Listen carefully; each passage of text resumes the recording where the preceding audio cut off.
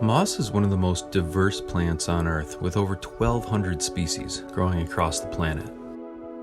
That gives us plenty of options for bonsai. Today we'll discuss methods for harvesting, keeping, and planting moss to create more interest in your bonsai pots. Moss can be found primarily in forests, but some moss can also grow on sidewalks, wood structures, and even rooftops. Today we'll be working on two broad types of moss, shade and sun. While I've had success transitioning shade moss to sun, generally speaking, you should choose your moss based on where your bonsai pot will be kept. Some full shade moss will die off in the sun, and some full sun moss will turn brown if kept in the shade. When choosing moss, know the environment and know the sun ratio throughout the day. This will help you to determine from where your moss is harvested. The plant we're working on today gets morning sun and evening shade, so most any moss will work. When harvesting moss, you want to select only green material that looks healthy. You'll need a trowel or paint scraper, a container with a tight fitting lid so it doesn't spill out, and some water. Select the area you want to dig, and sliding the trowel across the surface beneath the moss, lift up to separate the roots. You can see how thin the moss is. You don't want to dig up a ton of dirt with your moss. Next, place the moss in the container and drizzle a small amount of water over it. You want it to be damp, not wet.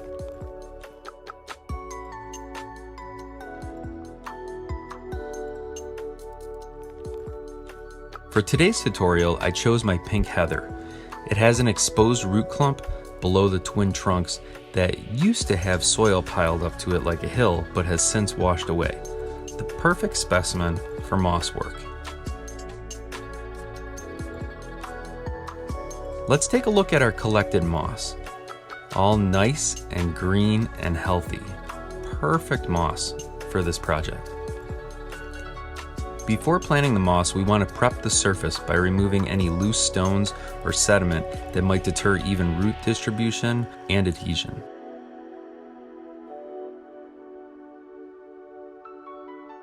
I'll also remove this piece of old moss just so we're starting from scratch.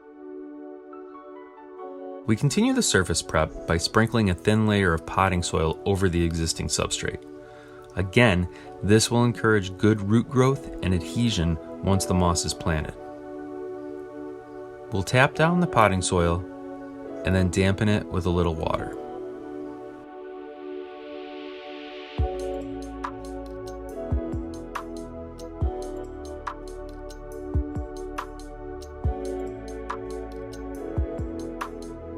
Now we'll select our moss. These little stalk-looking pieces are called sporophytes, and they can add a lot of interest in your planting by adding some height. I decided to start with some of this bright green moss because the mat on it was very dense, so it'll be a good base layer going up against those exposed roots.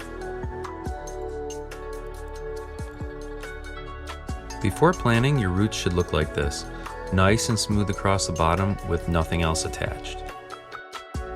Now all you need to do is lay the moss mat flat on the surface and press down to the soil. It's important to make sure the moss is in full contact with the soil or the roots will die off, killing the entire moss clump.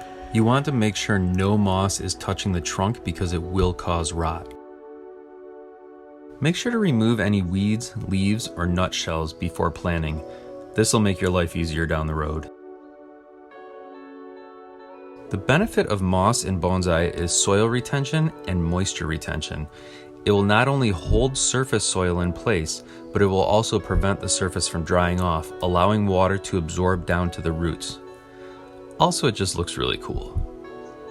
I like to pull out some of the small differentiating clumps and randomly place them throughout. It adds a little bit more variety.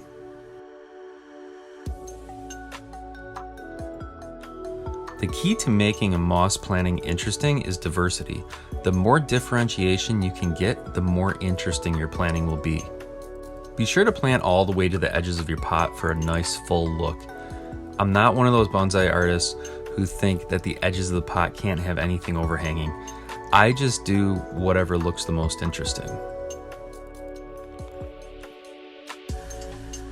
Speaking of interesting, here's a little fern that's popping up. I didn't even notice that when I harvested the moss, but that definitely adds a little cool extra feature.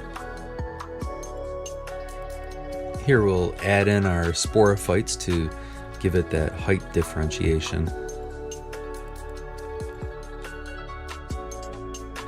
Here's one that I'm sure most bonsai growers are familiar with. This is sphagnum moss. It's a really good tool for air layering trees. You can lift up on the moss and slide other moss under it to cover seams. It will grow into each other. Now we just need to fill this little gap, so I'll use this thinner, darker moss to add a little more interest. Moss can easily be ripped, and it's actually a better method of separating it than cutting it with scissors. Here I want to add a little more height so that it looks like a nice smooth rolling hill, and I'll do that by selecting some taller moss and working it in between the existing moss so that it'll take hold on top of it. Notice how the moss has natural separations? That's because a single moss clump can have thousands of moss plants in it. One single moss plant is often only one leaf.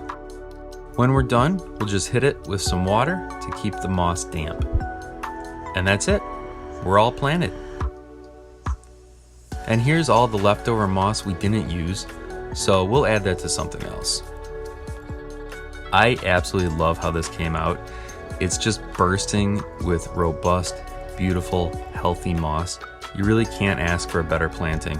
I'll place this in the part sun area again and hit it with a little water every day over the coming weeks. After that, the moss should start to take hold and continue growing. And there's a final look at our mini forest floor.